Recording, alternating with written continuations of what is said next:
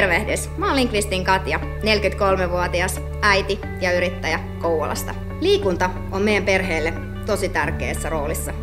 Me käydään tällä hetkellä noin 3 kertaa viikossa pelaamassa jalkapalloa eri halleilla. Liikunta on jokaiselle erittäin tärkeää ja mä liputan liikunnan puolesta. Yrittäjänä mulla on tärkeitä yrittäjien asian eteenpäin vieminen. Yrittäjät on meidän kaupungin selkäranka. Kun yritys voi hyvin, kaupunki voi hyvin. Mä haluan kuulla, mitä sulla on kerrottavaa. Mä haluan vaikuttaa niihin asioihin, mitkä on yrittäjille tärkeitä.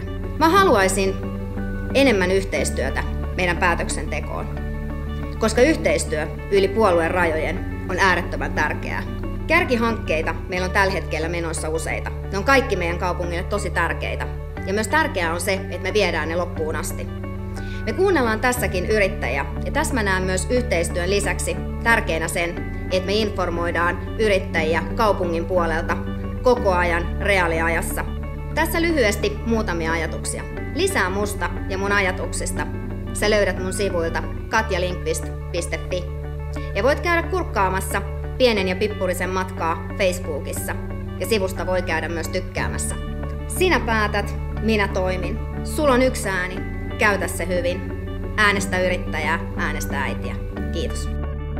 Aurinkoinen, energinen, ahkera ja aito Katja Linkvist. Äänestämällä Katjan valtuustoon pidämme Kouvolan liikkeellä ja liikkeessä mukana. 282 on luotettava valinta.